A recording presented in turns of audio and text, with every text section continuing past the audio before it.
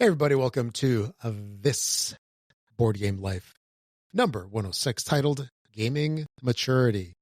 This is the show about gaming, tabletop gaming, card gaming, any kind of gaming we want to talk about or game.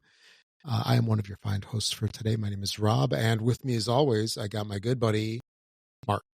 Hey, what's happening? I think you're on my, that way. That looks whatever correct. Way. Yeah, whatever way moment. I'm pointing. Once we publish, it'll probably be the other way. Yeah, it'll be the other way, or it's going to go like full screen, pip.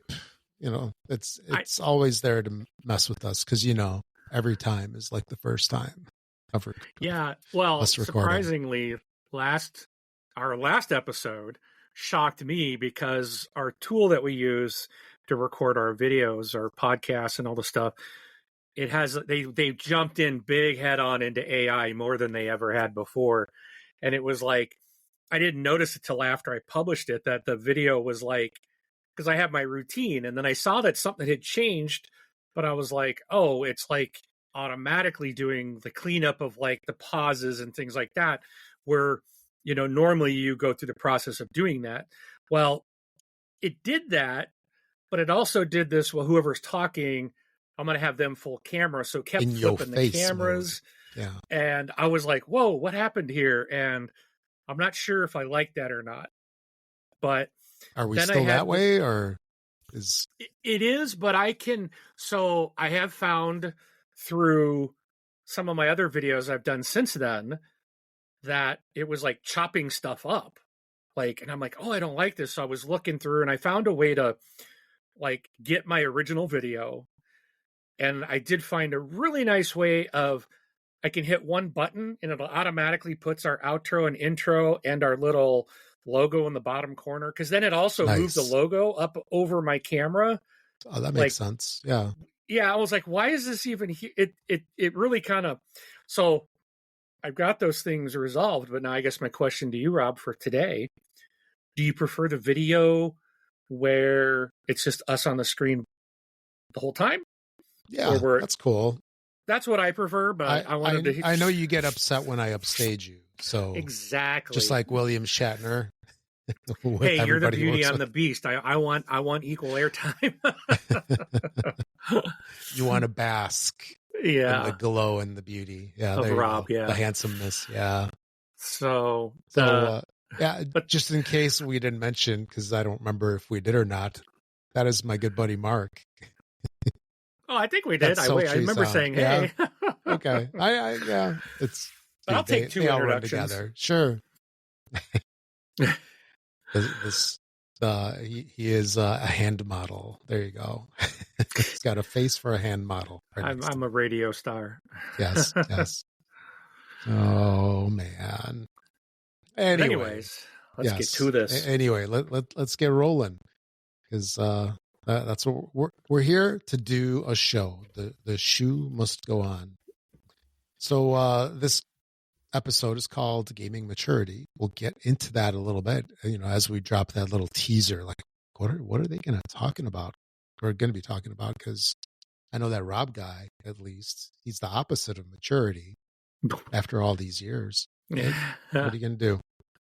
But before we get on with that, just want to hit a couple quick things. Make sure to check us out on YouTube, because we've got a ton of great content up there.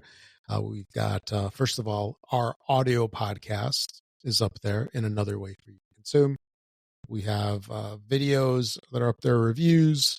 Mark does these pretty cool mailbags, unboxings, ton of great stuff going back many, many, many, many, many years. And there's spoiler. Ooh, there's another one gonna go up today. Yeah, it's you know what's funny is that I see that box and most people would be like, oh, what's in the box? And I recognize the shape.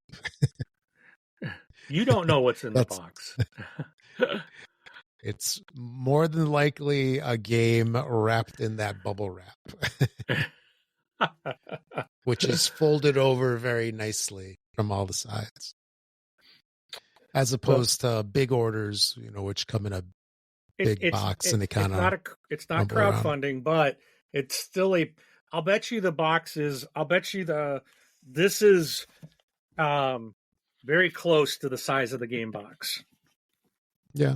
Okay. So it's got it's going to really be very thin close bubble to that. wrap. Yeah. Yeah. Because there's the really small bubble wrap, and then there's the thicker, like harder bubble wrap that's more like squiggles. So it's not just like little dots. It's squiggles. It's one of those two.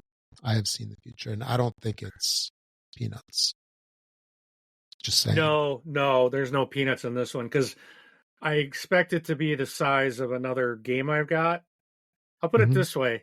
It's one of recently, I'll give a little teaser to those that, in case you watch this before you see the unboxing video, but there was a reprint of 3 Reiner Knizia games. Oh yeah. This will be one of them. Those boxes didn't look that big. Is it like Iliad was one? Is that the ones you're talking about? No, it's not one of those. I can show you one of them, but the one where he wears that goofy outfit, that space costume. Anyway, if you're curious, we built it up now, so you just have to watch the mailbag. Yep, that's going to release tonight. Yeah, same day as this video. It'll be the next video after this episode here. Yep. So make sure to check it out, like and subscribe. Exactly. All right. Anyway, so yeah, there's playthroughs, reviews. Make sure to like and subscribe. We love putting that content out there for you, and we would appreciate it if you just like it, because it helps the algorithm, helps more people find out about the show, and helps our videos get noticed. All right. With that being said, what have you been playing lately? I got quite a few things in this past 2 weeks, and I got some. This was such a good week. I'm so excited to talk about so many things this week. What do you mean? Stuff that you've played? Yes. Excellent. Yes, absolutely. So I did play another round of The Gang. So this is a cooperative poker game, and it's interesting. I do like it. I'm not a fan of poker, but this is a really neat twist on you mean the mechanic with the cards where you have to get like the straights and that kind of stuff? Well, you have I forgot, we talked about it before. What is it called with the not Let It Ride? I that was like what they called way back in the day in Vegas when I was there, I think. But Hold'em? Yeah, Texas Hold'em, I think that's what it is. Yeah. So you have the 2 cards. Everyone gets 2, and then it's like there's 5 more come out that everyone shares. So it's like that, but you're playing it cooperatively, which you're like, how could you do that? So it's like a very limited communication. So everyone gets their initial 2 cards. Well, you get the 2 cards, and then no, I think it's just you get 2 cards. So then you have to. And there's these chips, there's these poker chips, but so if you have like 5 players, then there's a poker chip of, there's what is it? Yellow, white, red, and orange, something like that. So I think the very first round, the white poker chips are out, and you look at the 2 cards you have, and you take either like the poker chip with the 1 star on it, the 2, all the way up to the however many players you have. So if you have 4 players, there's only 4 chips out. So there's a 1, 2, 3, and a 4-star chip. If you have 5 players or 6 players, then there's going to be 5 and 6 stars. So the stronger that your hand is, you're going to want to take a bigger chip, right? A higher starred chip. So that's how you kind of communicate with everyone else at the table of how you feel about the quality of the hand that you have. So then everyone takes a chip. Now, if you are the last one and you have, say, there's a 1 star and you're like, dude, I got a pair of kings, you can take someone else's chip from them.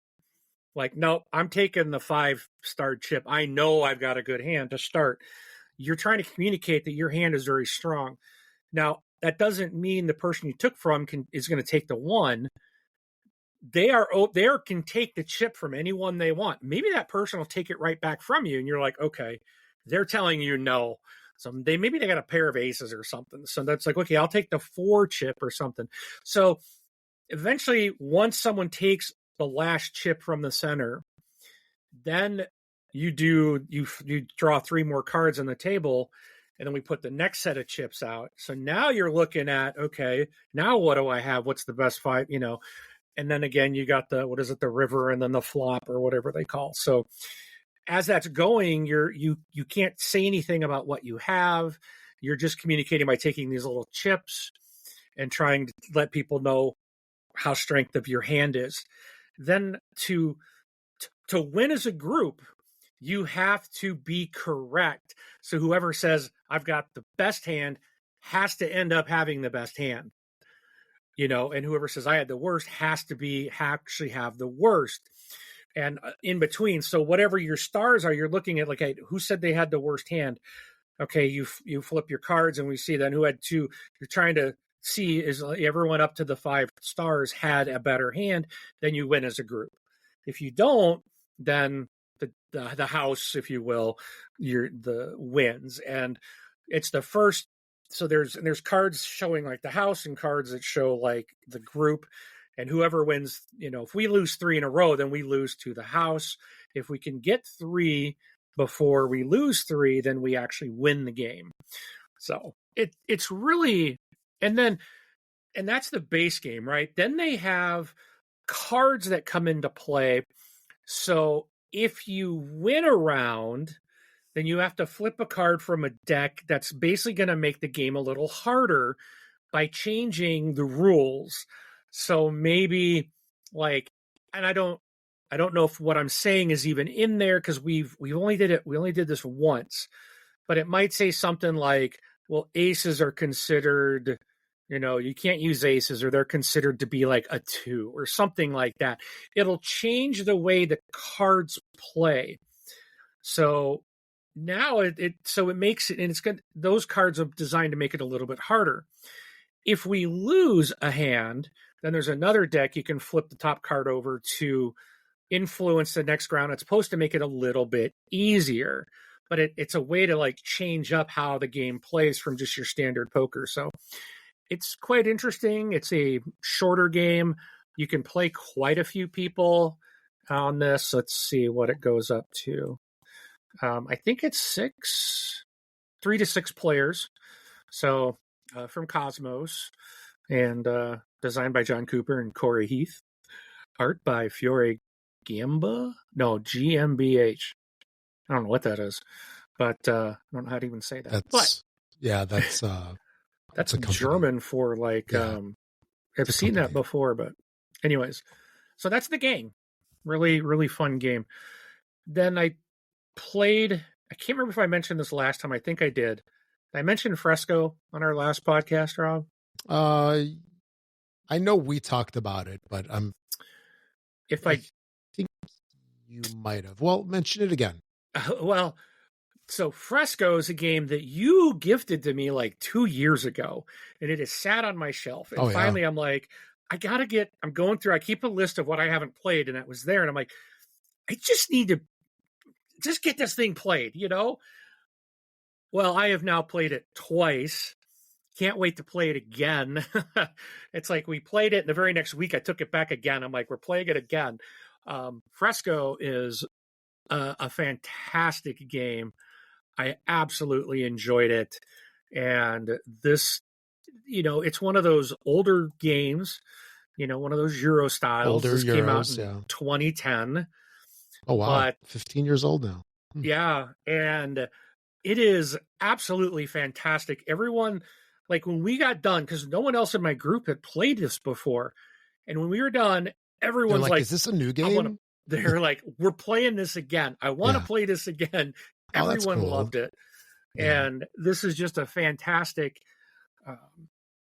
it's a fantastic worker placement, but you're placing workers in the sense of you got this like hidden shield and you got this little board, and you're committing ahead of time where your workers are going to go, which actions that you want to do on the board, and how many times you start with what I think 5 workers, and you can get an extra one, but there's like multiple options on the board. So it's like you could do every action once if you put a worker in every spot. But as the game goes on, there's going to be times you don't want to do certain things.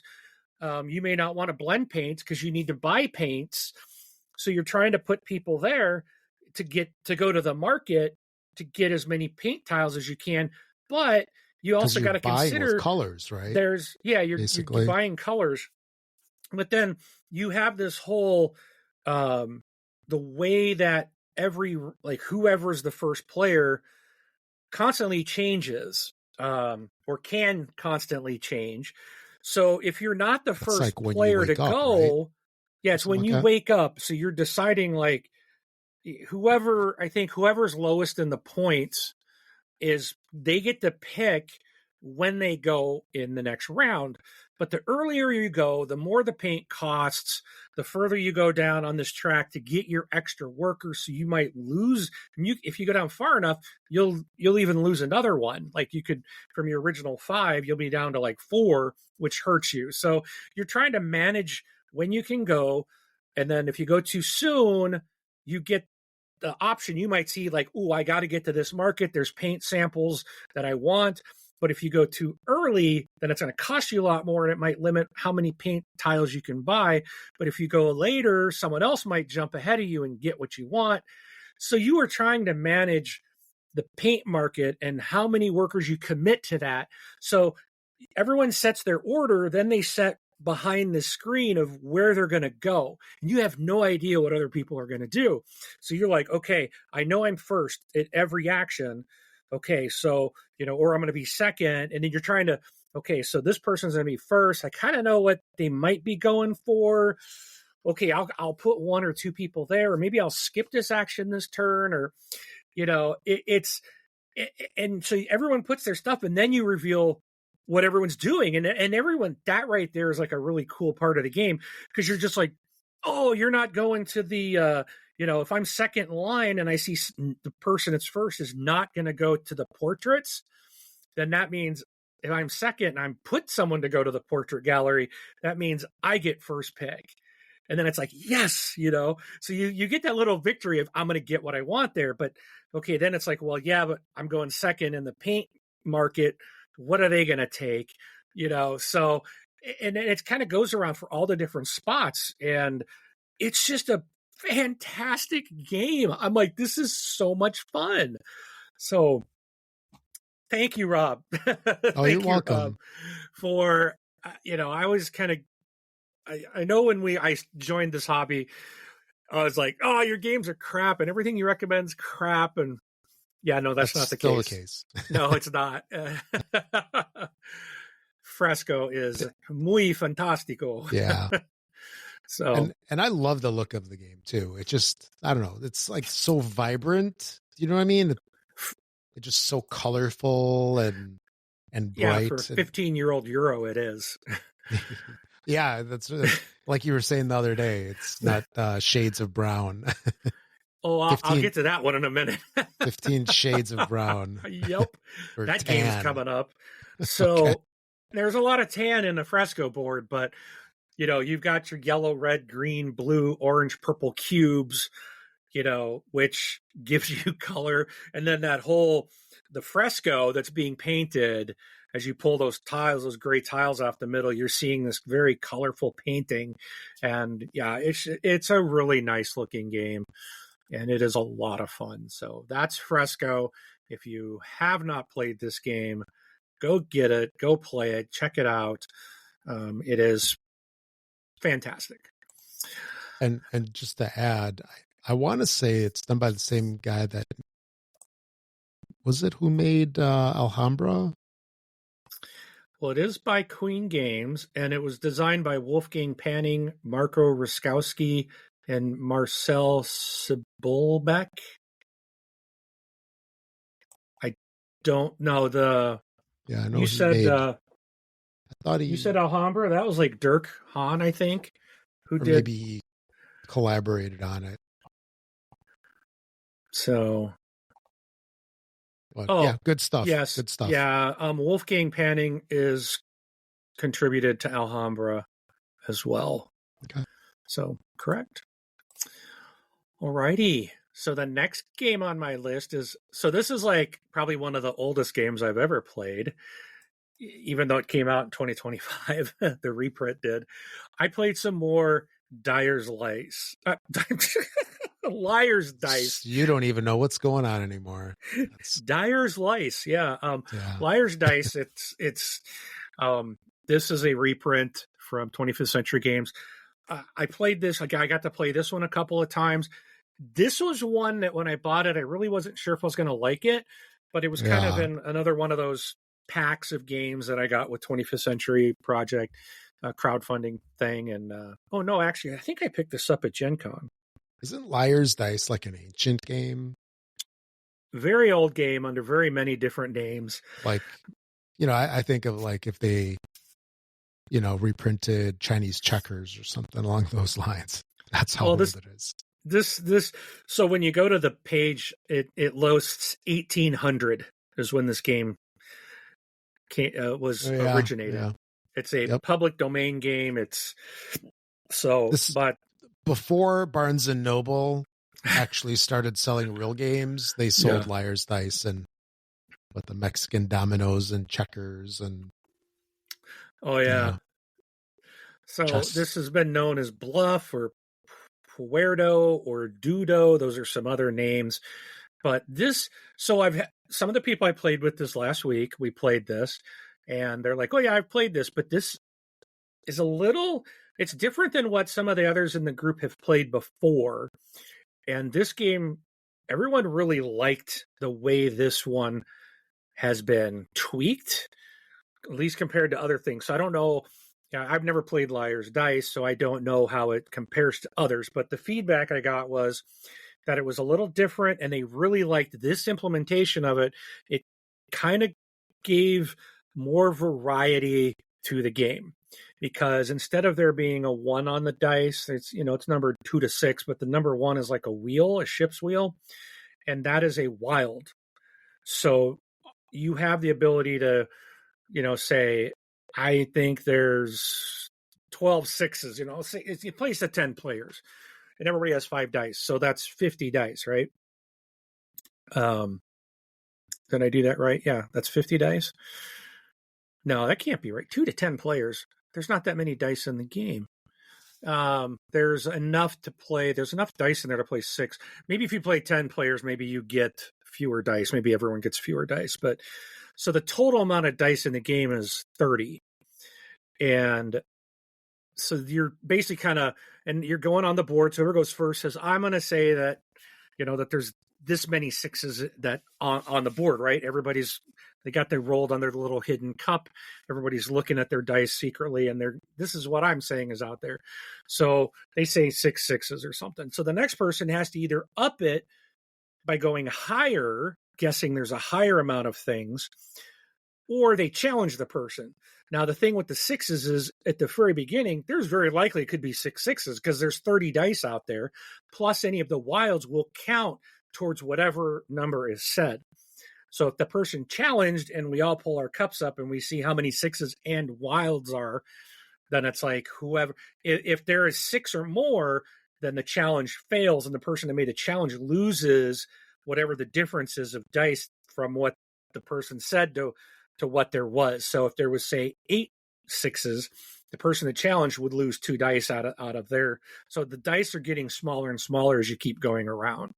But if they don't want to challenge, they can say, okay, well, I'm going to say there's 7 6s, or, there's this little board that, they keep moving the dice around to make their claims. And as the dice get fewer and fewer, then obviously it gets really tough near the end when there's 2 people left and you're just like, okay, we each have 2 dice. You get to that point of like, I either got to guess and make them challenge and hopefully they're wrong, or I've got to challenge and hope I'm right. So it's fun. It's a quick game, very easy to learn, great ender or great starter to a game night. So it's Liar's Dice from 25th Century Games. I also got to play Raw. I did get my my reprint copy in from, again, 25th Century Games. This is with the acrylic tiles. And I really am happy with the acrylic tiles. I mean, the bag is still huge like you get with the wooden, but the tiles are a lot thinner. But heavier probably too, heavier. Probably. Yeah. Because there's a ton of tiles in this bag, but it raw is it's great. If you haven't played raw, this is a must-have, must be in your collection. You must play it. It is muy fantastico, and yes, that is a must-have. All right. I played some more Don't Llama. It's a great little card game. I played some more Shadow Hunters, which is a great social deduction type of game. Very, very good game. Wish this one was available in print. Again, if any publishers are out there and listening, get the rights to reprint this, because it's $200 to $300 on the black market, as I like to call it, because they're robbing you blind. To try to get this game, it's really, really expensive, and it's such a good game. We need a reprint of this. 25th Century, because they do an awesome job on their games. So that was Shadow Hunters. All right, next. All right, here we're getting into it. The rest of this list, with the exception of one, is absolutely fantastic. I wonder which. Okay. This next game is absolutely fantastic. And this game is why crowdfunding kills me.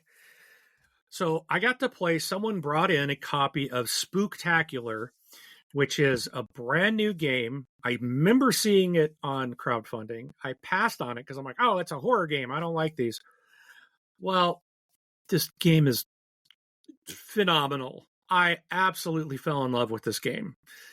And it supposedly came out today, the 30th. Well, the company that sells it was already completely sold out. I can't find it anywhere on any of my online sites. I called my friendly local gaming store and they didn't have it. I called Barnes and Noble because I'm like, they will likely have this. This is something that would fit into what they sell, because they sell a ton of stuff. At least my store does. They have a ton of board games. I called them like, did you get this? And they're like, no, we don't have that. And it's like, why can't they just mass produce this stuff? They do. Not enough quantities. It comes out today and no store has it. Target, I looked at the Target app, they don't have it. Well, I didn't look up Walmart, but I ended up. They're not going to have it. Yeah. I just ended up ordering it from the store. I'm like, they claim they're going to have more copies, so I ended up going through to Level 99 Games and just like back ordering a copy. Yeah. So, but now I'm sitting here waiting, and it's like, I want to play this game again. So, what Spooktacular is? It's probably one of the best asymmetrical games that I have played. It is not a hard game, and it's there's like 20 different monsters in this game. And the first thing that I thought was so cool about this right off the gate is this game is basically taking place in a movie theater. And you play as a monster from a monster movie that comes out of the screen and is attacking all the patrons in the theater, right? And there's all these different rooms to chase them. And so everyone's playing as a different monster.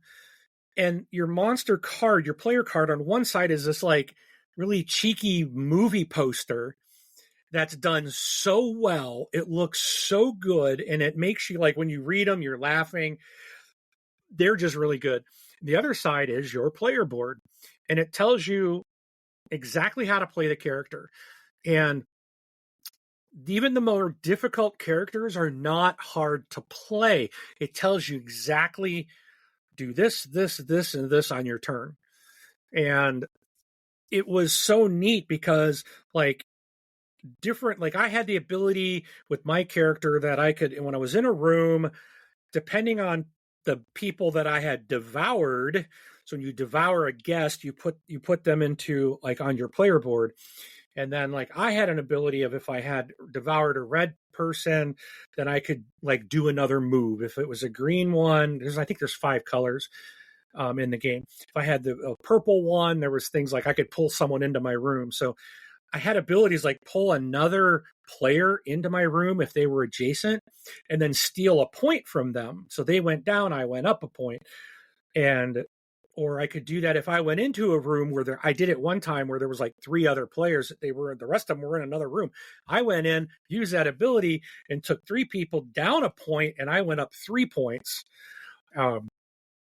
But there's another guy. It's like he can put doors on the outside of the place, and then when someone would like go in and spook the people, then they would like run in fear, and one of them will go out that outside door. Well, then that automatically is devoured by this other player, so you're helping them if you're going in there and spooking someone where one of his doors are at. So it was just really cool. We had like someone was playing as the Blob, and they had like 8 of their pieces, so they could go all over the place, and then they could hurt, or get benefits off of other players in the same area. So there's like all this like strategy of how are you going to play, and kind of put your pieces out there. And there was another guy he played as like, which if you saw the Stephen King movie Christine, he was playing as the car that was the killer car, things like that. So there's 20 different monsters. They all play different, and it's not one of those asymmetrical games. It's like Root is one, everybody plays different, but that's a game that's really tough to teach other people. Your abilities and your characters are much more involved.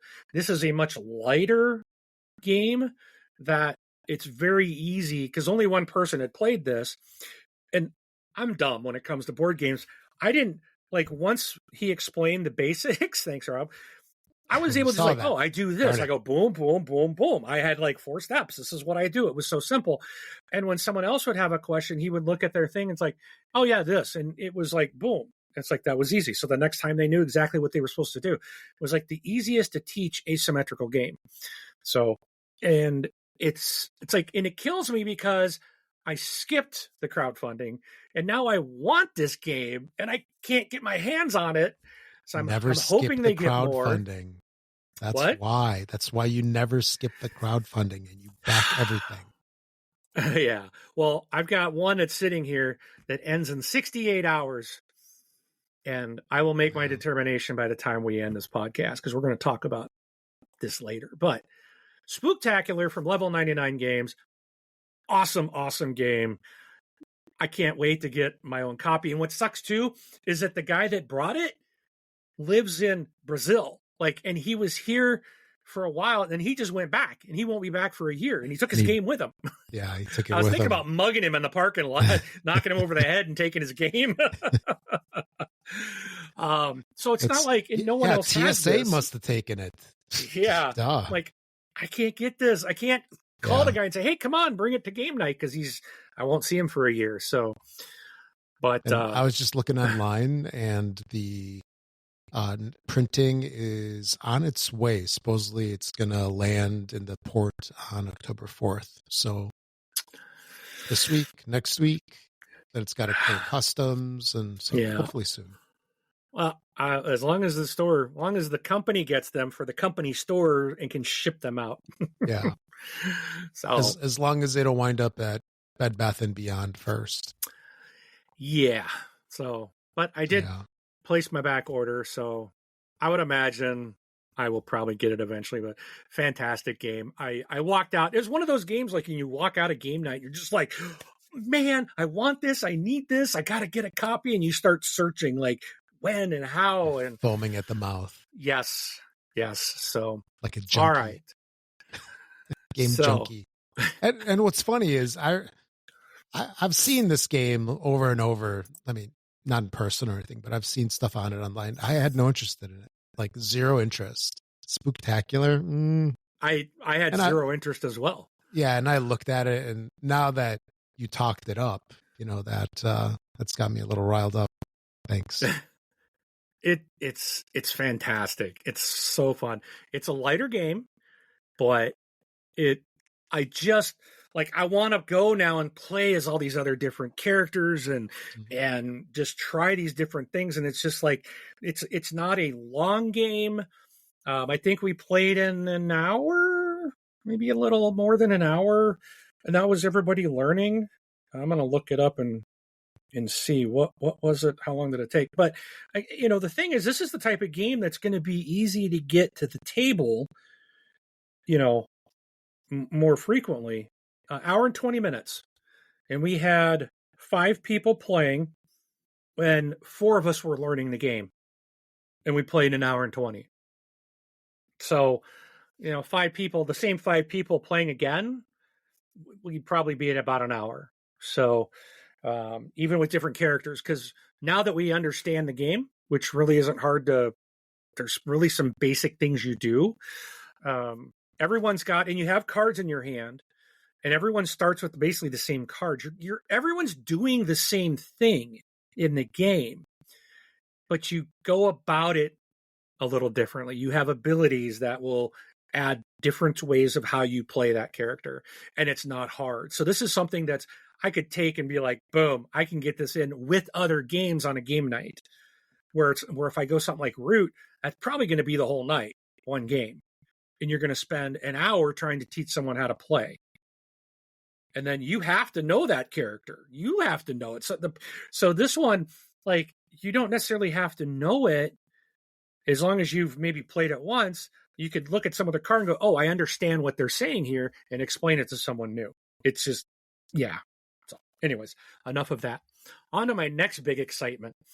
So my next one is one of those ugly brown Euros that Rob just loves, and that Rob convinced me and twisted my arm and made me spend lots and lots of money to crowdfund, because like he said, you got to back everything. Yes. To crowdfund a reprint with the super special edition from Awakened Realms in all its glory. So I spent a lot of money for Puerto Rico and had never played it. And I had the opportunity to play Puerto Rico. And oh my goodness, I cannot wait to get my copy now. This game was fantastic. I was like, oh, how have I not played this? But because it's not the new hotness. It's not. And that's such a we'll talk about that later. And I want to say this was the number one game on BGG for a while before I think Twilight Struggle bumped it. Well, a while ago. This game came out in 2002. And right now its overall rank on all of BGG is 52. That, in my opinion, is incredibly high for out of what the probably tens of thousands of games they've got listed out there. It's 52, and it's 23 years old. So I absolutely enjoyed this game. I was very pleased with it. I am, you're trying to ship goods and get these ships loaded with the goods that you're trying to gather, but you have all these limitations. You're getting these buildings and getting like growing crops, if you will, like coffee beans or tobacco or corn. And then you got to have a building to manufacture some of this stuff. Or I think sugar was another one. And it was just like, when we first started, I was like, I don't know about this. By the time it was over, I was like, holy crap, this was fun. And you going around the table of who gets to pick what role they're going to do. And it's like, yeah, I want to be the trader this time. Please don't take it. It's like someone else takes it right in front of you. And you're like, now I got to do some other move on this round. And it's just so cool. The way the mechanic works and that excitement of like, okay, I know what I want, but then everyone else can probably have an idea too. Like, okay, he needs to ship. He's got a bunch of stuff ready. Maybe someone else will take it to ship first, so they can put their goods on the ships and maybe hose you so that I can't put anything out, which did happen in our game a couple times. It's like, okay, I'm going to ship just to make sure no one else can put stuff on the ships. And so it has a little bit of meanness in a way, but it's not an overly mean game. But yeah, Puerto Rico, I cannot wait to get my Awakened Realms overly produced copy. All right. Then and San Juan. Oh yeah, and I haven't played San Juan, but that is also coming in there, so I will have really that. Good. It's a fun card game. Yeah. So we talked earlier, Rob, about the 15 Shades of Brown Well, if you don't know what I'm talking about, check out the game Le Havre. It's this, was it Le Havre? Yep. Or wait, oh no, maybe that was Puerto Rico. No, that wasn't Puerto Rico. It was Le Havre, I think. Had no. It was Puerto Rico. I got to go back. It was Puerto Rico because in the original game that we were playing, or the version that we had, you couldn't tell that. So you had sugar, which was white, and then you had something that was blue, some kind of flour. And then there was corn, was yellow, but then there was like coffee and tobacco, which were like different shades of brown. I thought there was another one because I remember making a comment, do you want a light brown, medium brown, dark brown, or brown? Which brown cube do you want? You want the brownish brown, the lightish brownish, darkish brown? Yeah. Yeah, because Le Havre it's got the whole maritime thing. And yeah, I think that one's more colorful. There's still a lot of tan, a lot of brown in it, but the board and the tiles. But yeah, I was thinking the wrong one. Yeah, it was Puerto Rico that. I think in the 2000s that must have been the cheap color to buy at the printers. It was on sale all the time. We have so much brown. We'll cut you a deal if you make your entire game brown, tan or beige.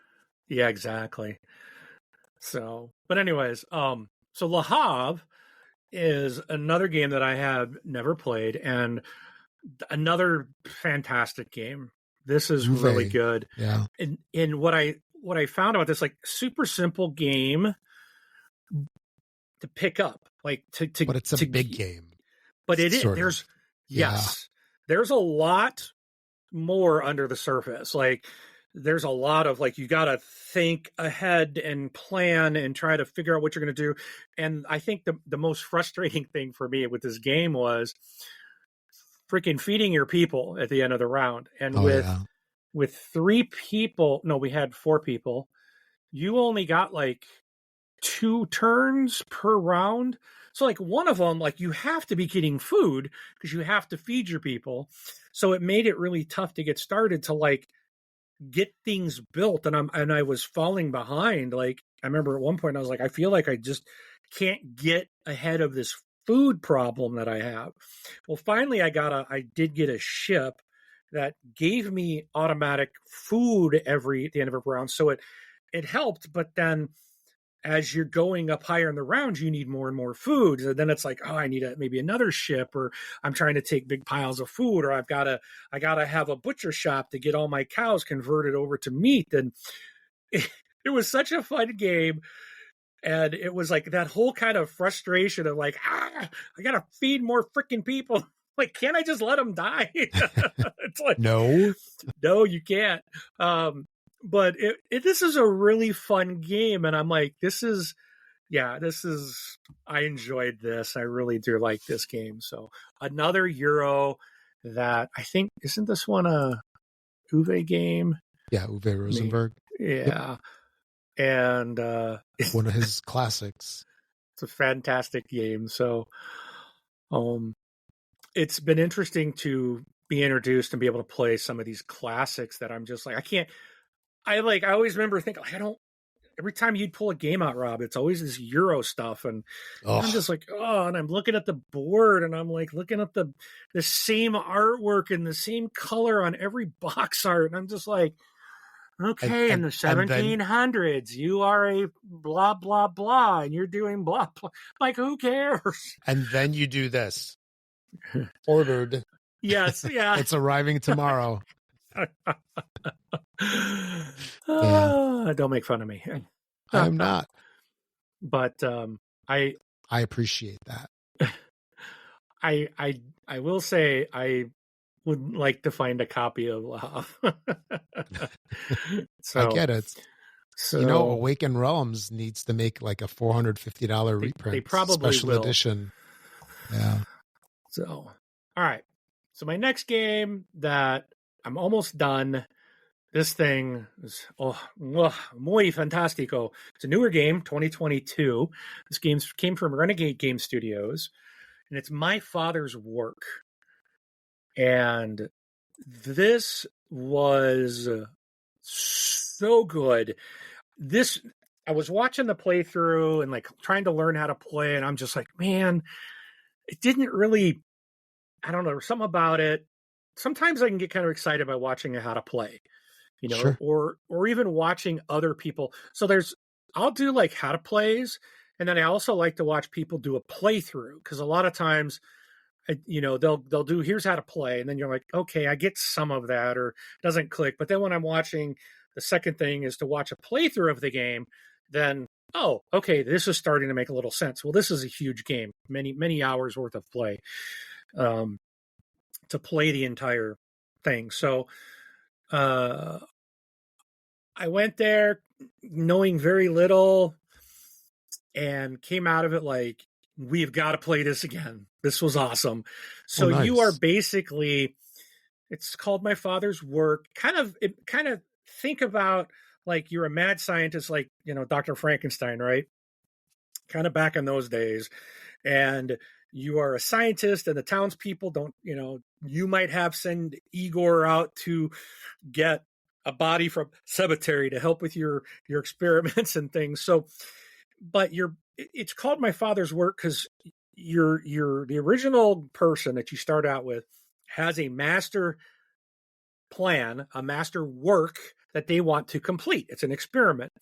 And the thing is, you will never complete it in your generation. So you will not be able to complete that. You're going to go through 3 rounds, and then basically you die, and everything you had goes away, with the exception of any kind of knowledge that you were able to save, to pass down, to record some knowledge on your experiments that will be passed down to the next generation. Or some experiments that you complete, you can have the ability to store one of them. And then you go and you basically start over. You lose your resources, you lose your money, stuff like that. But then you go to the second generation. So basically your children are going to carry on your work. They're going to try to complete your master work.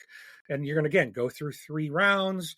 And by the end of that person will die. And you're still trying to record as much knowledge and get some certain experiments done, because those will help you complete that master work if you can get it done.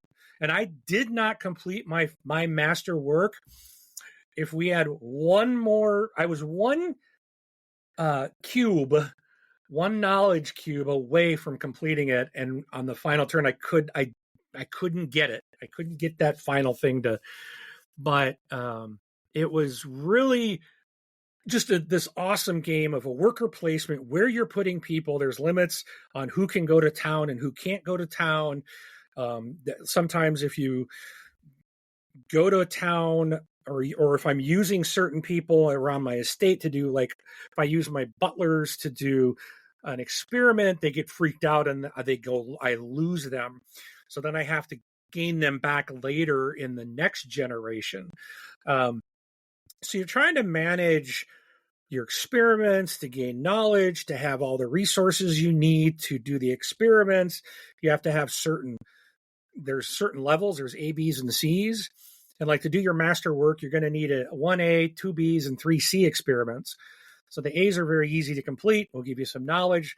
The B's are a little harder. They're going to require more resources. And obviously your master work is, you have to have all those other experiments done and then all the resources to be able to do that final one. So it's, you may not get it done. I think everyone else did, except, one of the other guys didn't either. It was on his final turn as well.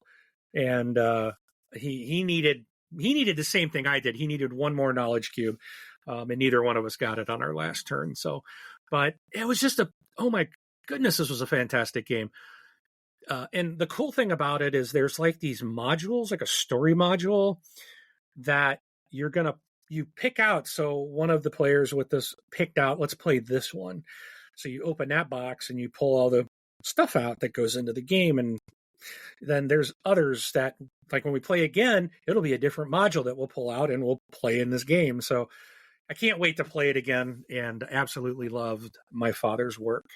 And again, another one that I did not expect to really like. So, but this is my group pushing me into bigger games and They're older molding Euros. you.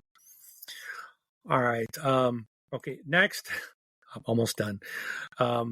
Dwellings of Eldervale. I played this just last night, as a matter of fact. And this was another one. I wasn't sure if I was going to like it, but this is really, really fun. Great worker placement game. And it was a lot of fun. Somehow I pulled out a win. I don't know, as the luck, I guess beginner's luck, because I didn't think I was doing very good. I was struggling understanding some of the concepts of how to play. This was one that was like, I kept just messing up, and they're like, you can't go there. And I'm like playing my workers down in front of me, and they're like, no, that's when you pull them back, then you put them into your tableau. You have to put them out on the board into Eldervale. And I was like, and then you're like, oh, well, you have to go adjacent to another place unless you got a dragon, which you have to get resources and get them out. And so you're trying to get these certain workers out. You're working to get the resources and the ability to get them out. You want to build dwellings in the town. And others had 3 or 4 dwellings. I had 1. I had lucked out by just some of the cards I played were getting me points. So that's the only thing that saved me in that, because I only ended up with like 1 dwelling. And I was like, every time I wanted to do it, a monster would come in and kill me off. I'm like, no, I need to be there to build my dwelling. So it was a lot of fun. This is a fantastic game. Again, this is one of those that's like, okay, I want this game, but it's expensive. And it's like, I already know someone that has that it. Never stopped you before. Yeah, but times are changing, Mark. My friend. That's the old Mark. That's that's the child Mark. I'm trying to mature into the older, wiser Mark. So, but Dwellings of Eldervale is really good. And now my understanding is that, what is it? There's a new one. Luke Laurie also did it. It's his newest one. It's very popular. What's that new one? Andromeda's Edge. Yeah. Mm-hmm. So I understand that is like similar, and I might be picking this one up because I know my game store has this, and I'll be there tomorrow for game nights. I might just walk out with this one. Yeah. You also which might be tough because it's going to be expensive, because of course they've got the box that's even bigger than the game of all the deluxe components. Yes. I got to buy both. Duh. So I might be at, tomorrow's mailbag might just be like, look what I got from the store. Technically that's not mail. Yeah. It's still something new into the household. Yeah. So, but you mail it to yourself. Yeah, what's wrong with that? Yeah. I just shaved on. I just went and picked it up to save on shipping. That's all. Yeah, like SN pickup. Exactly. Or Gen Con pickup. There you go. Exactly. So Dwellings of Eldervale, absolutely a really fantastic game. And Luke Laurie also did one of the Manhattan projects. I have that one, Energy Empire. I think the second one. That was the second one, right? He did Energy Empire. So there's Manhattan Project OG. 2 Minute to Midnight. Okay. Yeah. Then he did Energy Empire with. So it's the third one. With the guy that's in my game group. Okay. Yep. So Tom Jolly is one of my game group fellows. Very cool. Top. So he actually signed my copy of Energy Empire. Nice. And he was the one I first played with. He taught me. And I will say this, he kicked our butts. You don't want to play a game with a designer, especially when it's their game. And they're not holding back. Yeah. So, but yeah, Dwellings but the box is huge, man. It's like Gloomhaven size. So, yeah. All right. And then the last thing, so be brief, Unlock game adventures. So I'd never played an Unlock game, and we ran through one last night after we finished playing Dwellings. We did one of it was in the game adventures box, so we did the Ticket to Ride game. I'm not sure where I've never done a escape room type of board game, and I guess that's what this is considered. Yeah. Yep. I wasn't really a fan. It's a different experience, I think it'd be fine for like 2 players, but we had 4 of us, and it's like you're looking at the cards and you're kind of passing the cards around, or someone will be like, "Oh, it's right here." Like soon the first person to get it might look at the card. "Oh, here, pull this." They were just pulling cards on me. I'm sitting there like, I don't know what's going on. A couple of times I did get to go, well, what, point something out, and it was like, oh, look at that, so I was able to. No, a couple of times you go, hey, you guys want some drinks? Yeah, that was most of the time. That's what I felt like. Can I get anyone a refreshment? You want some popcorn? I'll make it. So I know how to use a microwave. Yeah, it was different, but it's not anything that I'm like, I definitely don't need these. No, and the thing is, when you play those with some people, I mean, not that this is bad or anything, but you can definitely get the alpha gamer personality in there. That's like, oh, this is this, this is this, this is this, and you're like, you're just going so fast. I'm not even like connecting what you're saying. Yeah, that and all the other 3 people I played with have all done these before. Yeah. They hadn't done this particular one, but I was like, this is my first time. And it was like, they were just like, oh, psh, psh, psh, psh. I was like, I think we were halfway through the game before I was like, what are you even looking at? Like, yeah. So have you ever done an escape room? No, I had the chance here recently with the same group of people actually to go do a real one. And something came up that night and I couldn't go. I don't remember what it was, but it was, I couldn't. I ended up not being able to make it, so I would like to go do one with them, but again, I have a feeling like I would just be kind of standing there watching them do it. It's just so. Well, that's what when they invited me, I was like, "Are you sure you want me there?" I'm like, "What am I going to do?" I'll slow you down. They were like, "You can hold stuff for us." I'm like, "Okay, yes. You can hold as long as coats. I feel I need." Yeah. So I'll call you the coat hook from now on. There you go. So that's it. That's all. That's very cool. That's a nice list, and it's cool that you tried an Unlock game. I've played 2 of them. They're okay, and actually, I did them solo. I think what you can do. I would probably like it that way better, or with one other person, because some of those I was like, I don't know, I don't understand how they're getting that. I would have never figured it out. So I think it would be nice to have a second person, but I think more than that, especially if you're just looking at a card or 2 cards, then you get stuck. You get too many people. It's like you can't all see the card, and I was actually picking it up when they were all done. I would pick it up and I turn the light on my phone, try to put a little more light on it. Like, am I seeing anything secret? So, but you got your magnifying glass, your microscope. Yeah, to be with able the camera to on, zooming it. Yeah. So, got the flashlight. Yep. Just like my gaming flashlight here. Sort of. Exactly. Not really. But all right, cool. So that was a really nice list that you had there, especially, it's cool that you got some older stuff to the table. And more importantly, you're enjoying pretty much all of it. All right. So before we get on with the news real quick, there's a whole bunch of different ways you can contact us. You can email us at contact@thisboardgamelife.com. Make a comment on any of our videos on YouTube or our BGG Guild, or whenever we post episodes up on BGG. That's a ton of places you can reach out to us. So let's hit the news real quick. Did you take your thing out? I moved it to the bottom. I've been talking for too long. Okay. So we'll kind of go through the news fairly quickly. A couple things that happened in the past 2 weeks of note, at least that I thought was interesting, and why not? That's what matters. But Gamma, right? The Illustrious Game Manufacturers Association that does all sorts of board game related, industry related, retailer related stuff. for many, many years, they renamed themselves.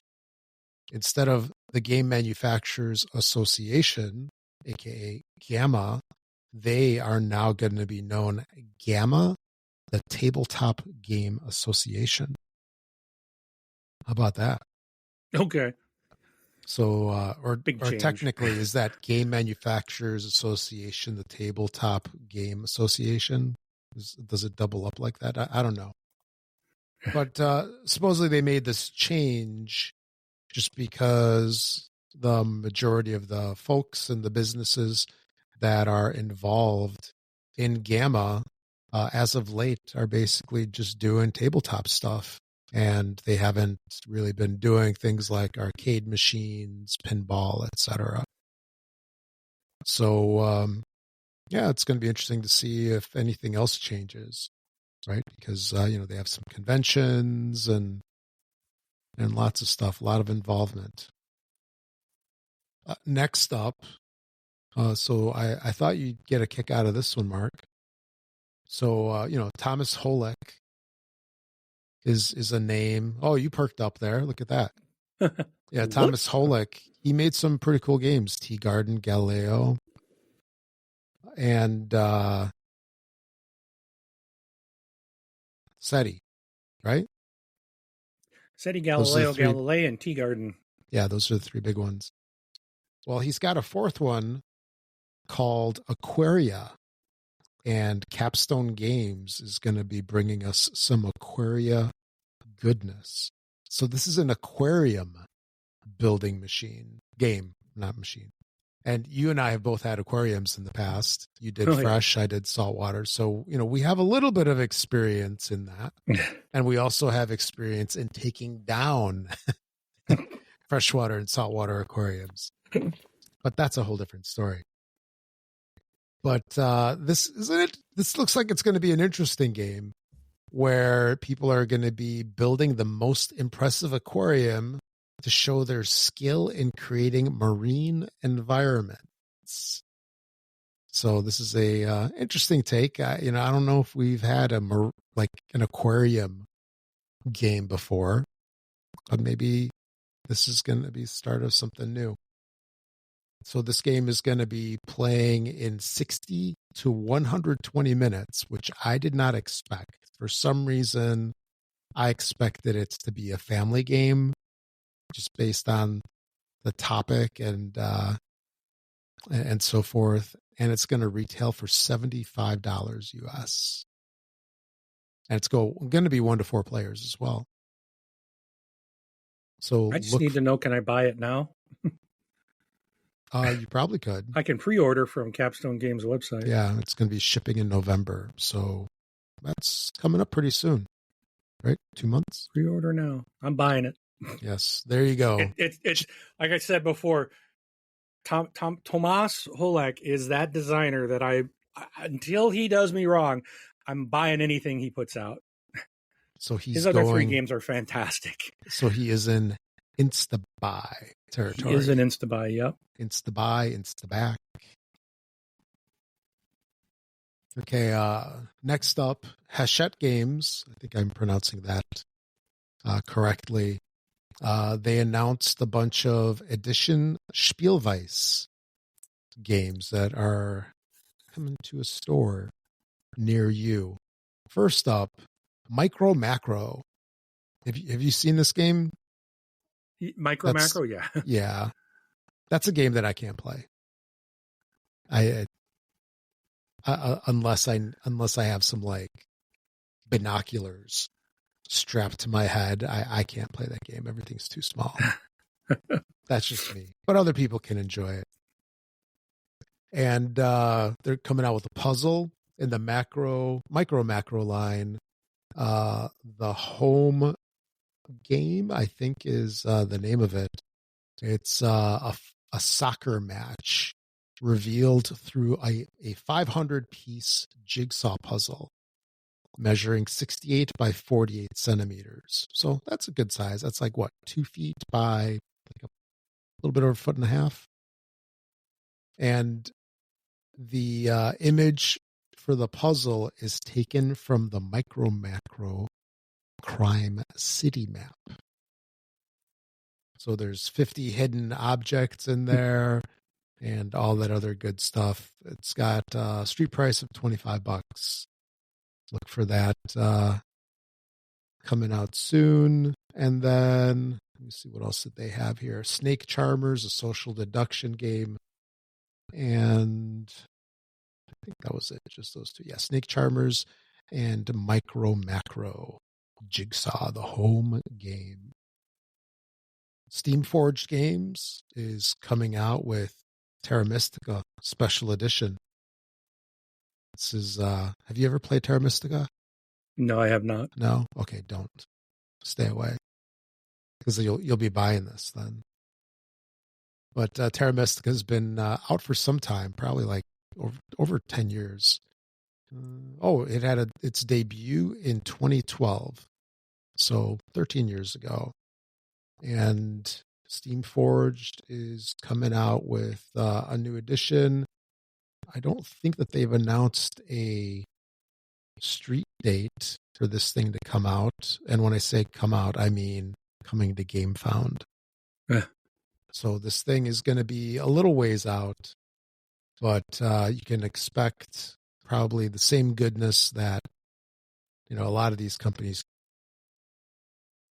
use when they put their games out on GameFound. GameFound to me is the place with incredible quality. It must be like a requirement for anything that goes to GameFound. I feel has to have amazing artwork and an amazing campaign page. It's like if you don't have any of that, they make you go to Kickstarter or something. Okay. Got two more things real quick. So you remember Tiny Tina, right? Oh, yeah. Yeah, from Borderlands. Yep. So Tiny Tina's Wonderlands, the Chaos Chamber card game is out, and it's got an MSRP of $30. I figured I would just throw this in here because you and I both have enjoyed Borderlands. I enjoyed Borderlands 1 and 2. 3, 4 is out now. I am really curious, but I have not bit. But it does look really good. And Upper Deck created this game. So Tiny Tina's Wonderlands, the Chaos Chamber. If you're interested in a Borderlands themed game, this might be a good one to give a shot. It's supposedly getting decent ratings.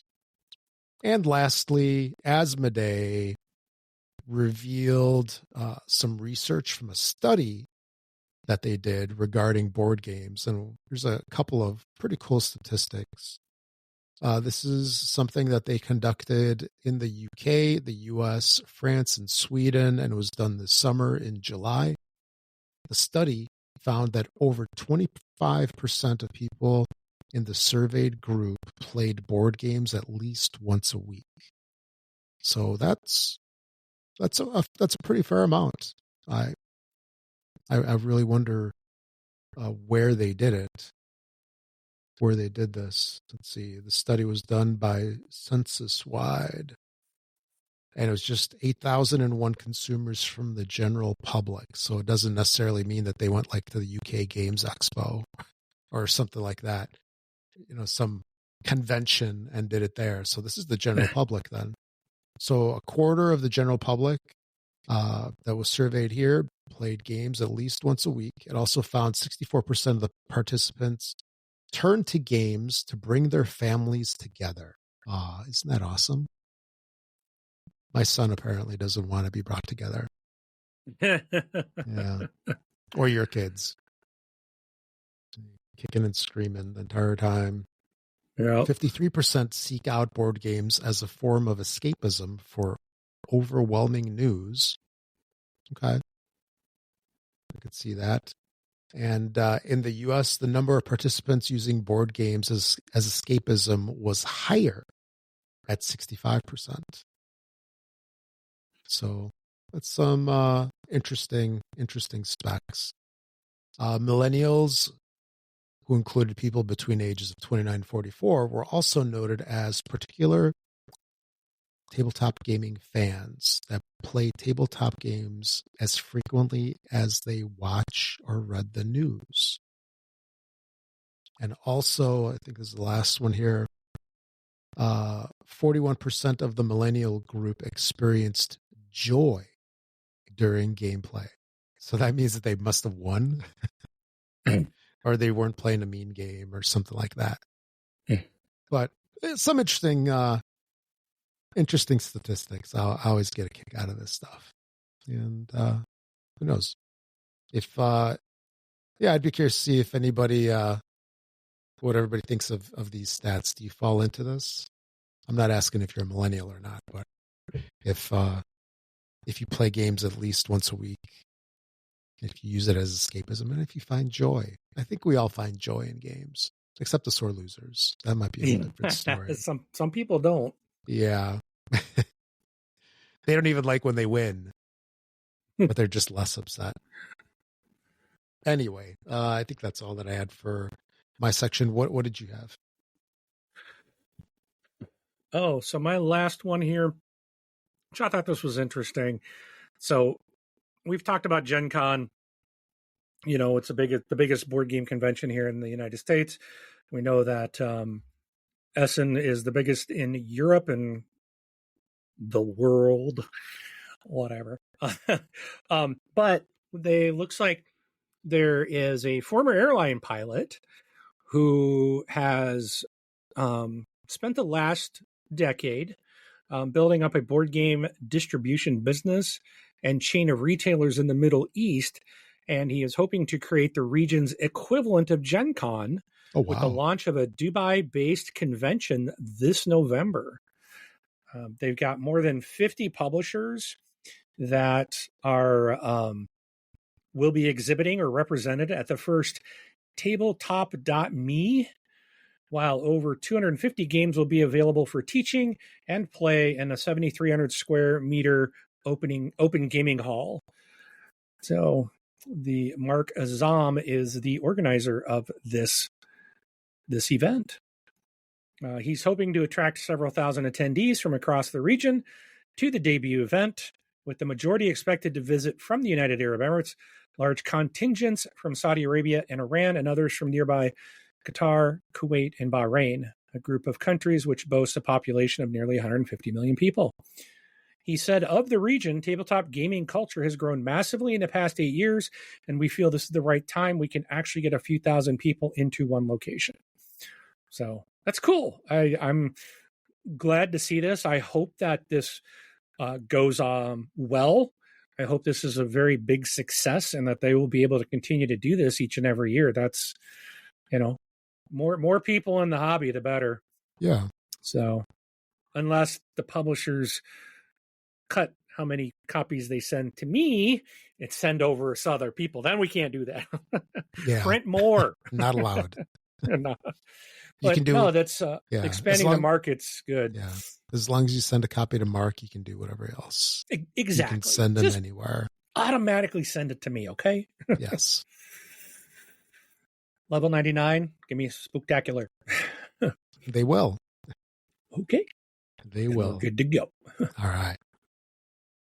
Okay. With all that being said, let's get on to the main topic of gaming maturity.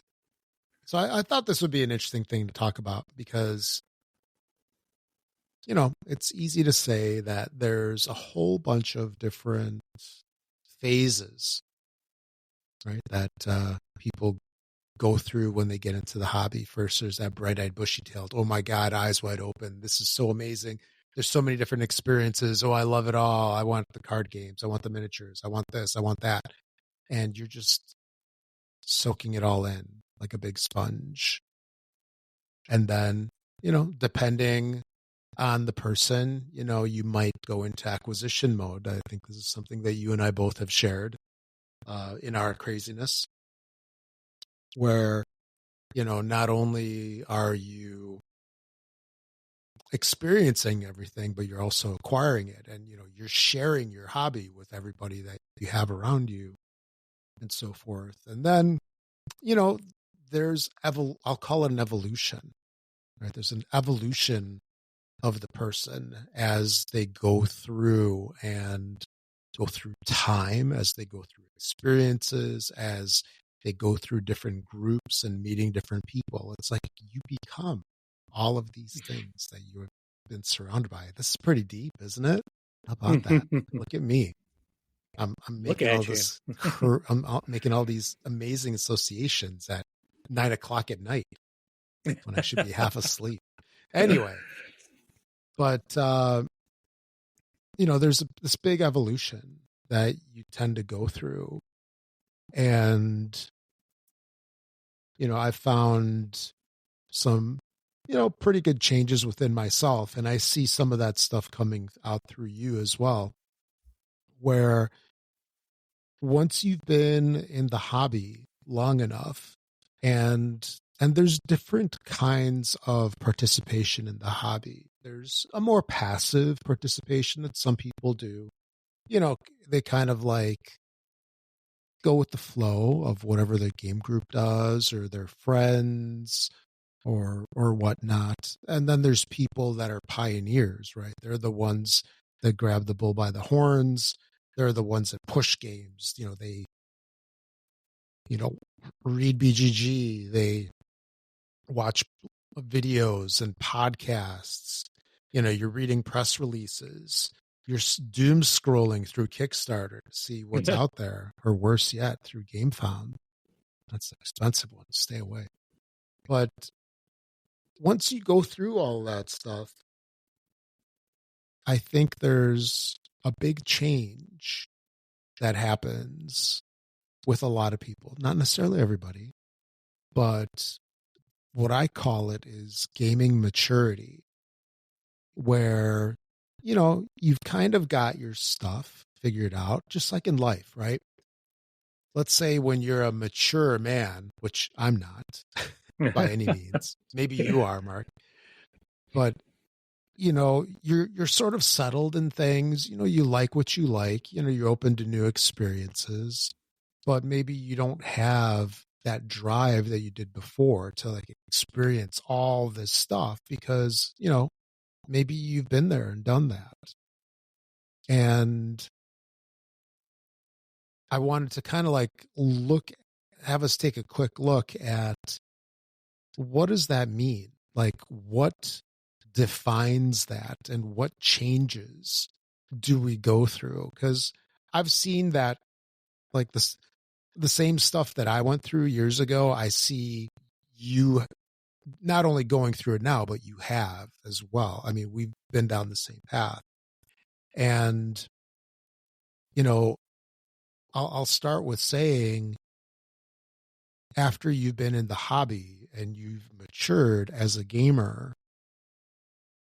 your tastes have matured, wouldn't you say? Because you tend to sort of know some things that you like. And I'm not talking about snap judgments, like, for example, what I did with Spooktacular, right? By just, maybe it looks like a kiddie game or something like that, some Halloween thing. Yeah, I'm really not interested. I'm not talking about stuff like that, but you know that you like worker placement, for example, but you don't necessarily like a gambling game or an auction game. Do you know what I'm saying? So have you found that you've been more selective with like the styles or types of games, and not only like making just a snap judgment based on theme? I'm not talking about that. I'm talking about like even when you play it, you're like, yeah, this has like a blind bidding auction mechanic. Yeah, and I really don't enjoy those.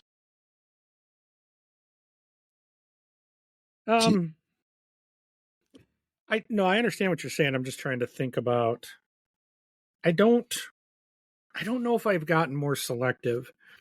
I think that's still part of my. I'm trying to be more selective. I'm trying to not buy something that basically is a reskin of something else I already have. Like you don't need a gremlin version of Monopoly. Because Well, you've yeah, already got the dogs, yeah. the Seattle, the McDonald's one, Xbox one. Yeah. It's like I bought Force Shuffle Dartmoor, but I didn't need to really buy it because I already have Force Shuffle and the 3 expansions that came with it. And it's like there's the selective thing is tough for me because I get into this. I have that collector mentality as well. And so when I buy a game, I feel like I got to have everything, that's tough. That's really hard for me to fight that. Villainous is one. I've got a million Villainous games. I finally was able to stop buying all the Villainous games and trying to be like, because I just wasn't playing them. I've got many editions that I haven't even touched. And now I'm actually I've actually listed them to purge. So I've reached out to my game group to see if anybody wants any of them. So I've been able to like I don't need them. I'm not getting them played. I do enjoy Villainous series, but I don't need to have them all. I'm not getting them played. There's other games out there that my game group will introduce me to new things, different mechanics. And again, all the different Villainesses, they're this essentially the same thing, just with a different quote character with some different abilities, but it's still the same thing. And so I know I really don't need all of those, and I'm just going to flat out get rid of them. I think I don't like games like poker. Like I'm not a fan of poker, but then someone brings The Gang, and I'm like, oh, this is actually kind of cool. Still not a big fan of poker, and it's not something like that's not something I would put in my collection. So I guess I'm being a little bit more selective with those because it's like something that was popular or is popular or gets a lot of hits, but I don't need it. Another one is like Merchants of Andromeda. I saw another video on that today, and it's just like it's a Dutch auction thing. Auction games are not big for me.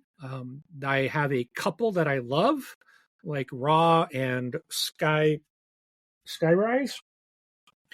I love those, and they're auction-based games. So I try not to make like I'm learning as I'm maturing to not just rule out everything. Like if someone brings Merchants of Andromeda, I'll play it and maybe I'll enjoy it, but it's not when I first see it and I'm like, oh, it's a Dutch auction. It's just does kind of, oh, I don't necessarily need this, So yes, some selectivity, but I still think it's very minimal for me at this point. But it's something. It's something. But again, it's like, especially with some of the games like Point City, Point Salad, Point Galaxy, do I really need all of them? Yes. I need Point Salad and Point Galaxy, yes. Point City, nah. I didn't care for that one as much. But there's other games that are like other games that are kind of like that. And why do I? So I'm trying to right now. I'm just doing a big purge, and I'm first hitting with my group. Is anybody interested in these? It's games I haven't even played yet. I've spent money on them. I haven't had a chance to play them. And part of this getting to this stage of the hobby, like I've said before, I've been introduced to things like Fresco, Puerto Rico, Great Western Trail, Tolkien, Galileo Galilei, SETI, Tea Garden, just those are some at the top of my head. Planet Unknown, Silos, Manhattan Project Energy Empire, Ahoy. These are things I want to get back to the table. I want to play it again. Arc Nova. Love that game. I want to play it more. But because I'm always got something new showing up, this will be like whatever's in here will be what I take like tomorrow night. Like, hey, I got this new game.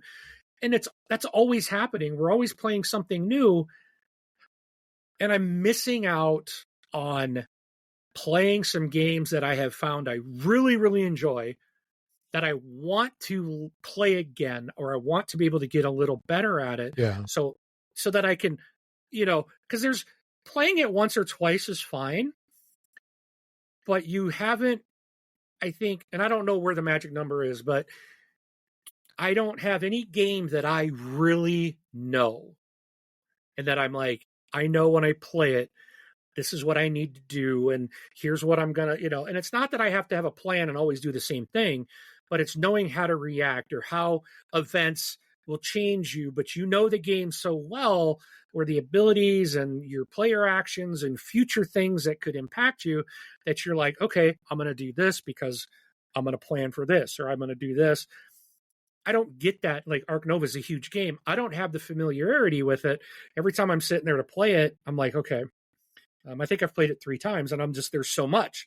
I'm like, okay, do I want to do this? Do I want to do that? What is, it's like you're playing it for the first time every time because you've only played it a couple of times, or it's been so long in between plays.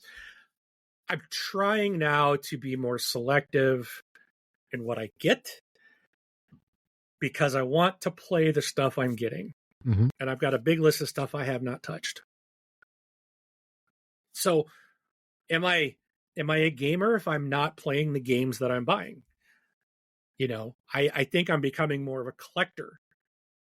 Like, oh, I got 500 games. So what? How many of you played? 4. It's I think that can coexist. Yes, I do agree with that. Like, let's choose any hobby. People that are into movies, they have walls of DVDs.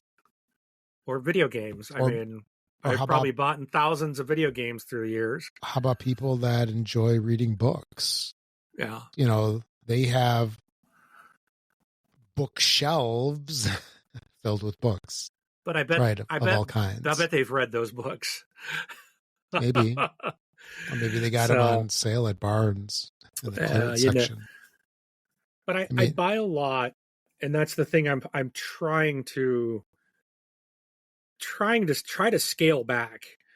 And it's evolution. It's definitely an evolution. And one thing that you mentioned about always playing the new games, there was a point when my son was little, when he would get put to bed, we would go to the dinner table, and it's like, okay, we got 2 hours where while he's napping we can play Ascension or something. And I was always wanting to bring the new game out, and then a foot got put down and said, hey, I can't learn a new game every single time.